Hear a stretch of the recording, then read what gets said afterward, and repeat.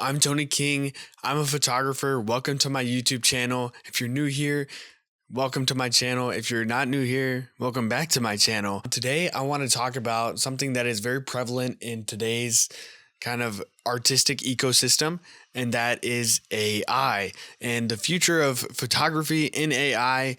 A lot of people have discussed it. And so as a photographer, as somebody who's on YouTube and social media, this is something that could affect me and affect how I create my work, how it is viewed. So I wanted to discuss my opinions on AI and photography today. As you might imagine, my overall take on AI is not favorable, but I want to discuss a few topics in detail as to why that is. Hopefully I can articulate this in a way that informs people who are using a lot of AI to create art, why that might not be the best idea for art in general or other artists out there.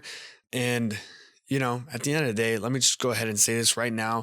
If you don't really know how to create art with like a camera or paintbrush or whatever you want to create art with, and you go to AI and write in a prompt and create that image or whatever it is, and that's not the same thing as creating art. And you absolutely can learn and study how to do that art that you actually want to be doing, but doing it yourself without using AI. So I've written down a list of different things about AI to talk about. And so I'm going to start with generative AI, and this can mean adding things within an existing image or also just generating an image from scratch. And I think obviously one is worse than the other, but I think they're both two symptoms of a disease that's coming upon kind of the craft of art. And one thing is speed and brevity. Like, people want art created so fast, so quickly, so perfectly. And one of the main things that is going to really create great art by an artist, by a human, is time, because you need to study your craft, you need to learn your craft, you need to find the time, the right moment to create that artwork. But AI, you can write in a couple of different prompts, get a couple of different tries, and it happens right away. But also maybe you have like something didn't quite work out in that photo. You didn't take the time to wait for somebody to walk in the image. Why not just, do a red slash on the image, write in, I want a guy walking past this light beam. What's stopping people from doing that? Nothing now, because there's generative AI. And so it allows you to create kind of a lazy artwork because you can just generate it from scratch. And even so, like, there is such a thing as mixed media and composite work and composite artwork. I did a lot of this when I was a teenager.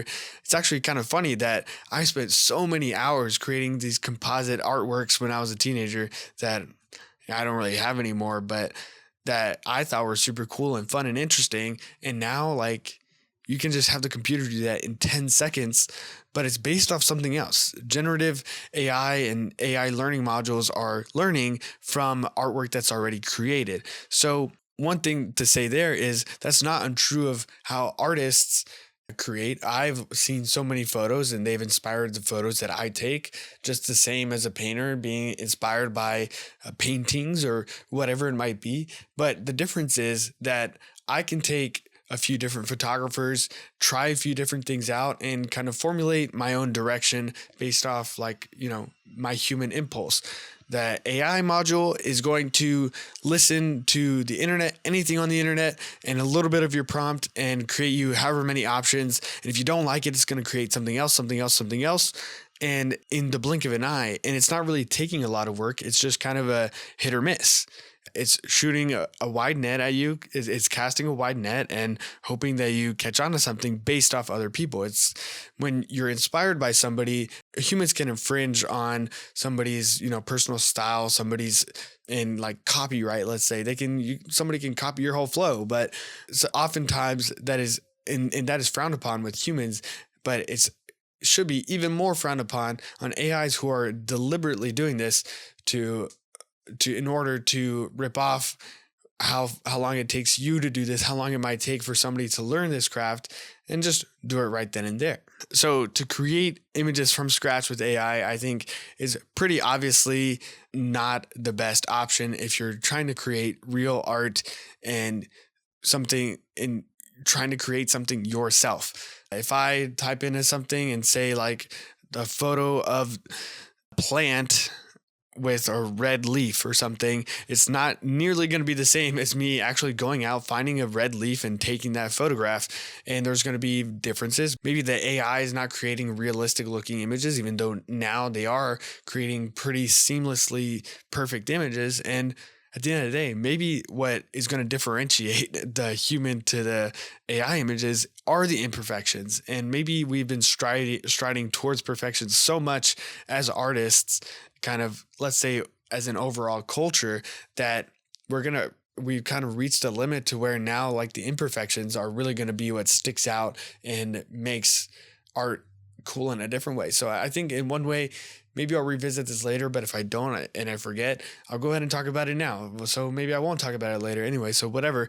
But maybe one great thing that AI can bring to us is inspiration on how to avoid what AI does create and create a whole new trend and artistic style and a chapter of art history that hopefully we'll see humans prevailing over computer generated art that I wouldn't even call art to begin with. And like I said, with composite media, you are using your own craft, your own ideas to alter images. Well, AI can do that for you. It can remove the blemishes. It can do all sorts of things, and in a much shorter time than it would take a person. But you don't want a house that's built in a day because it might topple over in a week. You want a house that's built over, however long it takes to build a house that's going to stand the test of time. And like I said, when you create a whole batch of images and hope one sticks, you're not really building something unique or interesting. You're just recycling different ideas from the internet and hoping that one sticks. It's a load of bull. And overall, I think one main thing that sticks out to me is just the destruction of creativity.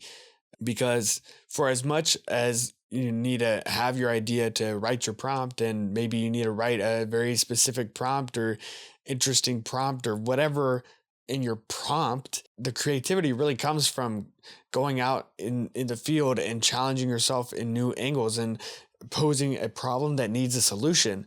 I think AI in itself is trying to be a solution, but creativity comes from challenging the problem to find the solution. So if like the photo in this instance, for me as a photographer, is the solution, well, the creativity comes from how I achieve the photo. And the problem is, the scenario. Maybe it's not a problem as in a bad thing, but it's a problem as in the scenario, if that makes sense. Perhaps that makes sense. I think that mostly makes sense. The issue can also come from opening a browser and going to the website and saying, like, I need ideas for what photos to take. I need ideas for what angles to get at this particular event. Well, why not go there, understand the event, understand the circumstances, and figure it out yourself? Why not put yourself in front of that challenge and try and solve the problem with your creativity? That is something that's so valuable as artists, as human beings in general, that as photographers, I think we'll always have that over AI. The AI can't go to this event and take those photos. So, let's just say, at least for that form of work, I don't think we're really at a threat until they make, robots that can walk around and take pictures themselves. Who knows? I mean, at this point, technology is advancing so fast that maybe that is a problem to think about, unfortunately. But coming up with your own identity, coming up with the style and the types of shots that you want to get, that's creativity. And we don't need a generative model of AI to tell you what to do or to create that for you, because it is just taking what it thinks is best or what it's been told is best or whatever it might be. And I think what's in your brain is unique. Even if it's similar to somebody else, what we have as humans is this unique brain, this personality that's different from anybody else. And so we need to be able to come up with these things ourselves, not from the computer. And that leads me to kind of a big issue, not just in artwork but in just general kind of life, and that's just critical thinking, decision making.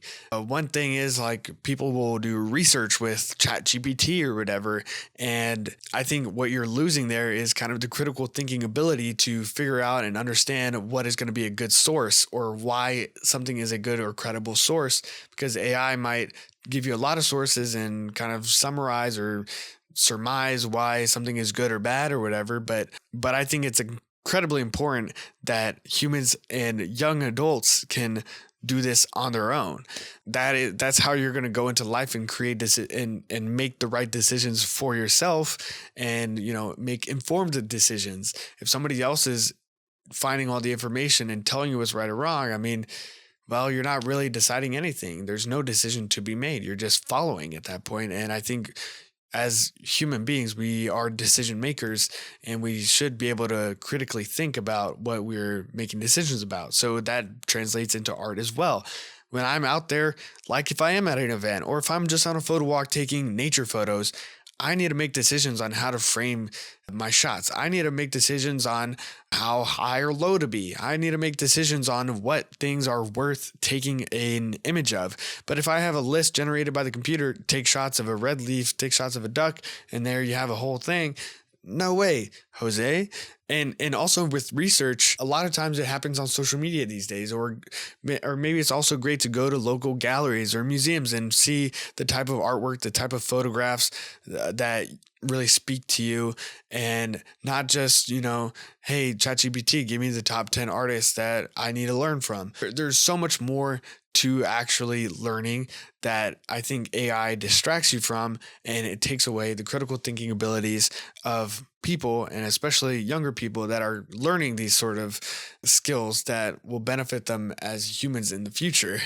And that, I think, is one definitely scary aspect of AI in general, but even as an artist especially. Which moves me forward to quality and feedback. The quality of AI images is improving at an exponential rate. It's getting so unbelievably scarily good that you can't even hardly tell sometimes what's an AI image or video and what is real life human video. But one thing I want to point out is the quality of work and the quality of your real work and the feedback you receive. Some people, a lot of times, will put their images into ChatGPT and get the analysis from ChatGPT. The issue is that ChatGPT is, for the most part, like, to my understanding, an extremely high percentage amount going to tell you that you're pretty much the best of the best, or really, really good no matter what. So there's a lot of confirmation that you get from ChatGPT, and not real critical feedback unless you really tell it to. And then it's also just going to go based off a bunch of technical specs and not really the character and humanity behind an image that is what can create beautiful art. Great feedback is going to come from humans, from people who, some of which are artists themselves, some of which are just consumers of art that, could be absolutely anybody that might have an opinion on how an image looks, how an image feels. And what's really great is that, like I said, each person is unique and has different personalities. That's going to affect how somebody is going to react to your artwork. And AI only knows how to react basically one way, or how you tell it to react. So if you tell it, I just want a reaction, it's going to tell you something good. If you want a critical reaction, it's going to tell you something critical. That's kind of two options. It's not really going to tell you something true and kind of nuanced. Whereas an artist can tell you something, well, I think this is great, but maybe learn about this type of skill set. And random Joe on the street, number one could say like, wow, this reminds me of when I was a kid. And then the other person could say, I don't know, that's like not the best. So real feedback is going to come from real people. And a lot of young people, I think these days, are relying on an AI assessment of their work before releasing it. And you get this notion that your work is so great because that's pretty much what AI is going to tell you it is. And then in reality, maybe it's not as good as you thought, or it's, it's good, or or it just gets different reactions from different people, and that can be underwhelming from what you think. And it gives you this false sense of not security, but a false sense of grandhood, and this confirmation bias that it always gives you is not healthy and not reliable in the art community at all. Definitely not. And then lastly, I'll just mention one aspect of just honesty. I think because AI images are becoming pretty seamless, or there's generative AI that you can add to an image that is pretty much seamless. When are people going to try and trick people into thinking that their work is real and not just AI? I think we need to have tags on social media that say this is AI. We need to be honest about things when they are AI. But I think a lot of people who are new to the scene, or thinking like this is just like in generative AI image is just like a camera, but it's a, instead of a physical body camera, it's this chat box or whatever, which I don't know, man. I don't necessarily agree. I clearly don't agree with that, but I think people are going to start like, yeah, this person was walking through the frame. Yeah, the plane was right there, but they added it with generative AI. We need to have some sort of repercussions, or not necessarily repercussions, but some sort of system where people who want to consume artwork that has a lot of AI in it, or even a little bit of AI fixing corrections to it, that can exist somewhere. You need to flag it. You need to notify that. And then if people don't want that, which I think a lot of real artists don't want that, there needs to be somewhere where you can say, hey, this is work that's real work, not work that has this AI in it. And if you create work, fair play to you, you do your own thing. It's not for me, but at least be honest about it. So in closing, more or less, I want to talk about how does this affect me as a photographer. And I think the main thing it does is challenges me to create art that is unique to me, whether it's different subjects, locations, niches, something that can translate over all that work that somebody can look at and say, that is a photo by Tony King, no matter what. That's something I don't think AI is fully capable of, or at least not right now, or not easily. And that's something that should be easy to me as that photographer, right? In terms of consuming art, I'm always trying to be more and more aware of what is been created with AI or without. And sometimes it's like, wow, I need to look back at something 3 times. And then I was like, wait a minute, that whole time that wasn't real, which is scary. So I think as an artist for myself, though, I don't think it can replace me as somebody who's going out, creating something new, something going on in all these niches, like I was just saying. I don't think it can replace a sports photographer at event. I don't, or whatever whatever kind of event it's going to be. Weddings are still going to need photographers and videographers. The craft itself is not going to die, and the jobs that do exist aren't, I think, going to go away quite as much. I think AI is taking jobs from creatives in terms of like graphic design and marketing models and title sequences and whatever it might be that can easily be created by AI, but more creatively be created by humans. But it just takes longer and is less cheap, I suppose. But the real art and the unique art is going to exist in those artists. And that's what we need to fight for and strive for as a community, to appreciate that is part of humanity, that we create these things. If it wasn't in our nature, well, it wouldn't exist. So that's what I have to say about that. I don't know. I feel like I kind of rambled on here, and maybe I should have written down a little bit more specifically what I wanted to say about each topic. And, I feel like I'm coming at this too much from like an emotional perspective, because I do have very strong feelings about the use of AI in artwork and photography, especially as a photographer. And maybe I didn't fully say exactly what I wanted to say here, but I want to make this a discussion, so I think my little freeform version of talking here is fine for that. If you have differing opinions or things you would like to add, something that I didn't mention, please let's have a discussion in the comment section for sure. I would love to see what people have to say about AI art. So let's make it a discussion. Hopefully you enjoyed my video. Maybe you agreed or disagreed, and we'll see in the comment section, I suppose. I've been Tony King. I'm a photographer. a real photographer, let's say, subscribe to my channel to stick around for more stuff, not necessarily about AI and definitely not using AI. So without further ado, I'll see you there. Peace.